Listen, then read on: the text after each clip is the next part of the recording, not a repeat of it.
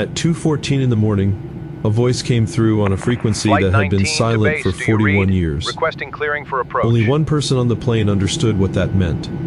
She was 73 years old, she was knitting a scarf in seat 34C, and she hadn't turned her hearing aid on in a decade, because she didn't need it to hear this. This is Transalden Flight 212, a red-eye out of Guam, bound for Honolulu. 206 souls on board, cutting through black ocean nobody thought to worry about tonight. Her name was Eleanor Voss. If you'd sat beside her, you'd have learned almost nothing. She liked ginger ale, declined the pretzels, and knitted with the slow mechanical rhythm of someone who'd spent a lifetime doing careful things with her hands. "Cold up here? Want a blanket?"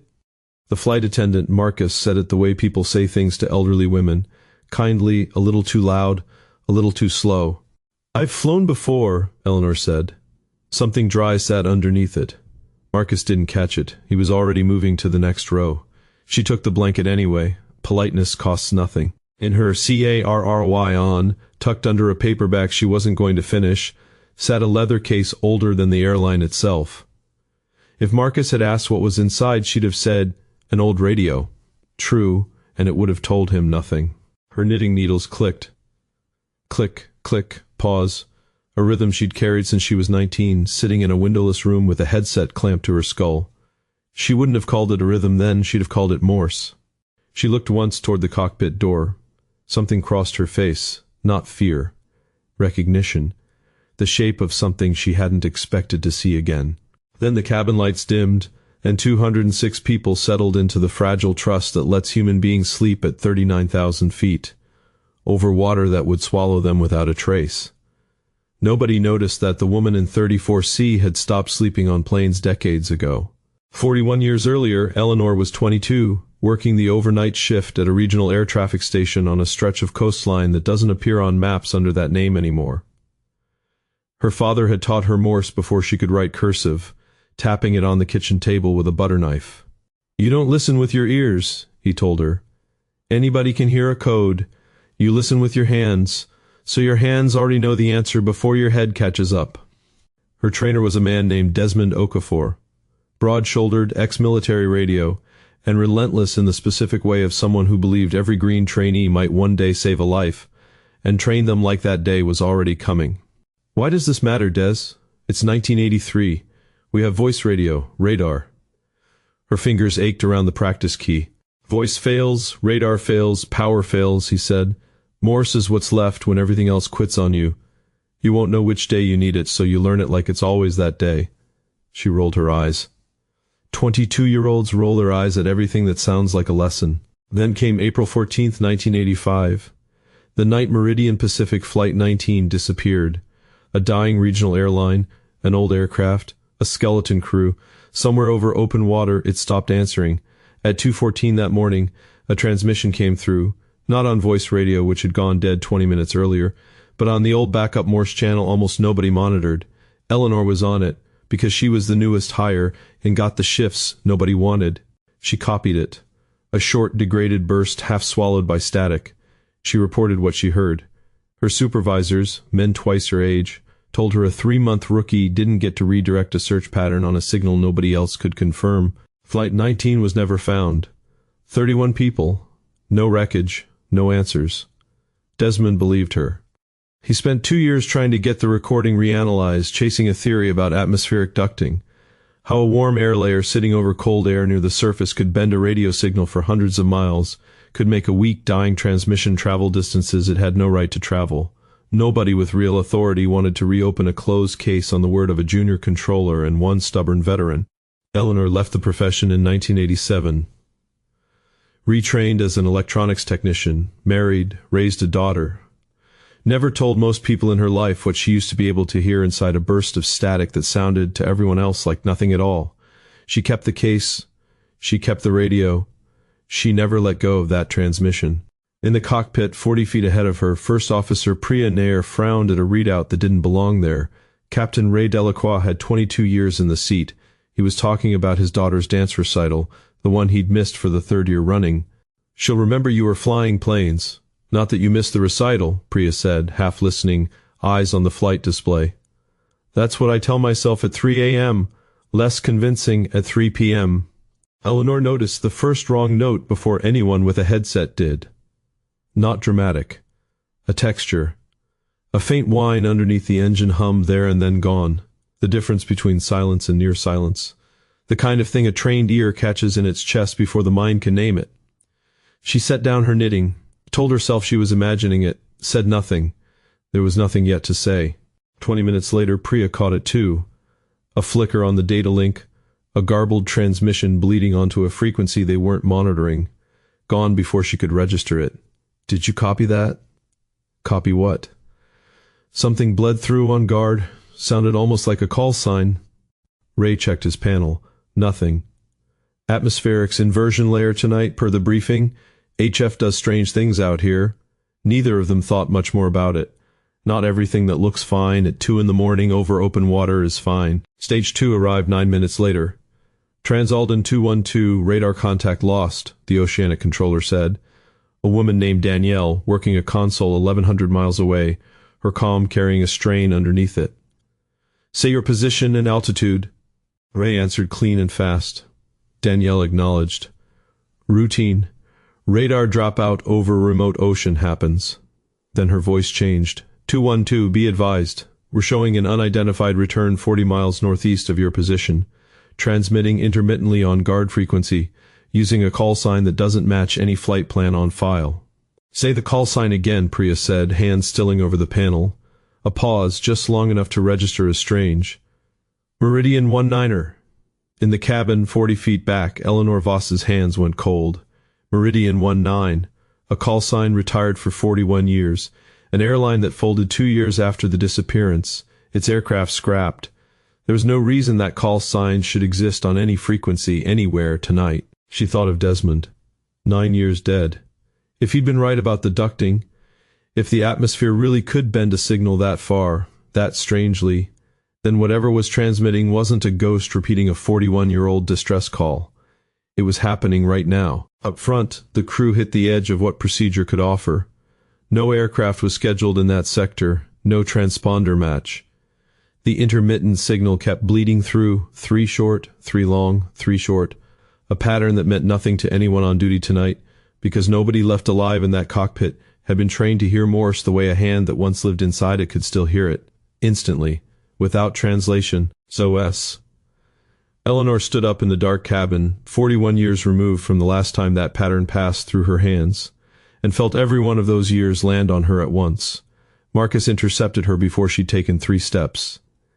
Ma'am, you need your seat, just routine traffic separation. I need to speak to the flight crew. Ma'am, I can't let passengers approach the cockpit.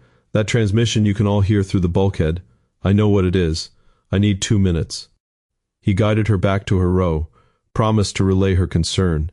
Eleanor sat down with her hands trembling in a way arthritis alone didn't explain, the old familiar shape of not being believed, settling over her like a coat she'd never fully taken off. The senior flight attendant, Odalise, crouched beside her instead. 19 years flying. She'd heard every version of passenger panic there was. Whatever you think you know, ma'am, this isn't the moment. Ask them what pattern they're hearing, Eleanor said quietly. 3 short, pause, 3 long, pause, 3 short. If I'm wrong, I'll go back to my knitting and never say another word. The exact cadence, delivered without hesitation. Odalise paused. She relayed it to the cockpit, half embarrassed, expected to be told to handle the passenger. Instead, silence. Then Ray's voice, tight and strange. Odalise, bring her up. Priya had already been trying. She'd pulled up the aircraft's buried Morse reference, 3 menus deep, a relic nobody used it for anymore, and she was losing the thread every time the signal cut out. Competent, thorough, too slow, and she knew it. So when Odalise relayed a stranger's exact description of the cadence, Ray made a call that cost him nothing to make and everything to be wrong about. Bring her up. Eleanor came through the cockpit door into the smell of cold coffee and warm electronics, into 2 exhausted faces that turned toward her wearing an expression she recognized, because she'd worn it herself 41 years ago in a windowless room by the sea. You said you could read this, Ray said. No preamble. Prove it. Eleanor sat in the jump seat, closed her eyes for half a second, not for effect, but because the sound needed silence to land properly. Priya routed the transmission through her headset, 3 short, 3 long, 3 short. The pause held steady each time, which meant it wasn't noise. Noise didn't keep its timing that clean. SOS, Eleanor said. Just SOS over and over. Whoever's sending this doesn't have voice, or doesn't dare use it. She held up a hand, listened again. There's a second, fainter rhythm underneath it. That's not the same transmitter. That's the signal doubling back on itself, bent by the atmosphere. What's the inversion layer tonight? Height, now. Priya pulled the data. Warm layer around 8,000 feet, cold underneath. It's in the briefing. We flagged it for turbulence, not for this, Eleanor finished. A layer like that can carry a weak signal much farther than it should travel, and warp your sense of where it's actually coming from. Whatever's transmitting is real. It's close. Your equipment just can't tell you exactly where. Ma'am, there's no procedure for... Ask her what Meridian 19 means to her, Ray said quietly, watching Eleanor's face instead of the instruments. It means, Eleanor said slowly, that 41 years ago, on a night with an atmosphere just like tonight's, I copied a transmission using that exact call sign. Nobody believed a 22-year-old. 31 people were never found. I've spent 4 decades wondering if I really heard what I thought I heard. She held Ray's gaze. I am telling you, that is not a ghost repeating history. Somewhere out there, right now, a human being is transmitting SOS by hand because everything else on their aircraft has failed. A satellite query came back 15 minutes later. Nothing. No flight plan matched the call sign. No emergency beacon had triggered. Dispatch had no record of anyone in distress on that corridor. There's no aircraft there, Priya said. If this were real, something automatic would have triggered by now. It would, Eleanor said. Until it doesn't. Until there's an electrical fire, or a total systems failure, and a crew is left with nothing but a battery, a wire, and whatever old knowledge somebody on board still carries in their hands. She wasn't unkind, just certain. I'm not asking you to trust a feeling. I'm asking you to trust that I can read a signal accurately because I've spent my whole life able to do exactly that. And this one is fading, fast. Ray looked at his first officer, then at the old woman whose hands had gone perfectly steady the moment the conversation turned technical, then out at nothing but stars and black water. Priya, get Danielle back. We're diverting to that position. This woman stays on headset. He looked at Eleanor. If you're wrong, I answer for it. If you're right and we don't try, I answer for that too, so talk to me. The intervals are lengthening, Eleanor said. Whatever's powering this is dying. We don't have long. They held the bearing Danielle's radar gave them, adjusted by Eleanor's ear rather than any instrument, and Danielle redirected a military patrol aircraft into the sector, her voice folding fear entirely into procedure. ETA 2 minutes. Continue relaying anything you copy. The transmission thinned, 12 seconds between bursts, then 15, then almost 20, a music box winding down. Then it changed. Wait. Eleanor sat forward so fast the headset cable pulled taut. That's not SOS anymore. She listened twice through before she trusted herself. Her hands, resting on her knees, had already started tapping the pattern back before her mouth caught up to it. It's a position, coordinates.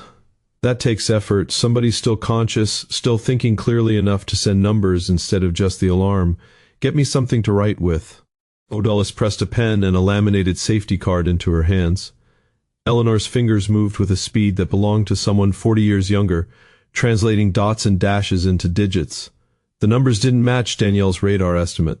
They matched, almost exactly, the bearing Eleanor had guessed from instinct alone.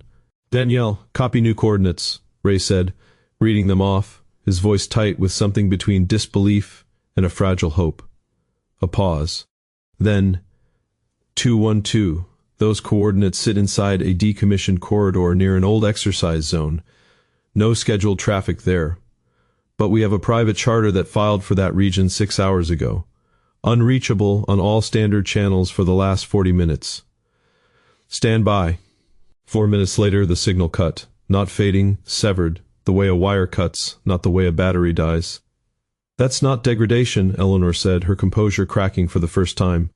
Something changed. Either they lost the antenna, or... She didn't finish. Nobody needed her to. and seconds of silence in the cockpit, instruments with nothing left to say. Then the signal returned, weaker, fractured, the rhythm ragged, like a hand shaking too hard to keep clean timing. 3 letters, over and over. Eleanor listened, translating not with her trained ear this time, but with something closer to memory. "They're alive," she said. "Their hand is unsteady, but it's still moving." She looked at Ray. "This is what it should have sounded like the first time. Somebody should have believed it the first time." Ray didn't answer that. There wasn't time. He radioed Danielle and requested to hold position over the corrected coordinates for as long as fuel allowed. Transalden 212 became, for the better part of an hour, the only line between a dying transmission and the aircraft racing to reach it. The military patrol reported visual contact 20 minutes later. A downed 6-seat charter, damaged but afloat. Its pilot had wired his last working battery directly into a manual telegraph key, not standard equipment, but something he carried in his flight bag out of old-fashioned habit, because his own grandfather, a merchant marine radio operator, had told him almost the exact words Eleanor's father once told her. And the call sign, Meridian 19, hadn't come from any ghost or any glitch in the atmosphere. He'd chosen it himself years earlier as his personal identifier on the old backup frequency. He'd read about the 1985 disappearance as a young man, obsessed over it the way some people obsess over unsolved things, and adopted the retired flight's name as a quiet, private tribute, never once expecting anyone alive would recognize it, let alone answer it. 3 people were pulled from the water alive. 212, Danielle said, her voice finally loosening. "Confirmed 3 survivors. Rescue in progress, outstanding work." In the cockpit, nobody spoke for a moment. The engines hummed on, steady and indifferent. 41 years, Ray said, and nobody believed you until tonight. "Somebody believed me tonight," Eleanor said. "That's more than I had this morning." Danielle came back once more, almost as an afterthought, relaying something the rescued pilot had said to the patrol crew, still slurring from smoke and cold, before they'd even gotten him into a blanket, that his grandfather always told him voice fails, power fails, and a key and a wire is the one thing that doesn't quit on you. Eleanor sat very still when she heard it. She didn't explain what it meant to her. She didn't need to. Ray understood anyway. She made her way back down the aisle to 34C. Marcus came by, quieter now. "Can I get you anything, ma'am?" "Ginger ale," Eleanor said, "and you can call me Eleanor." She picked her knitting back up. Her hands, for the first time in 4 decades, had stopped shaking.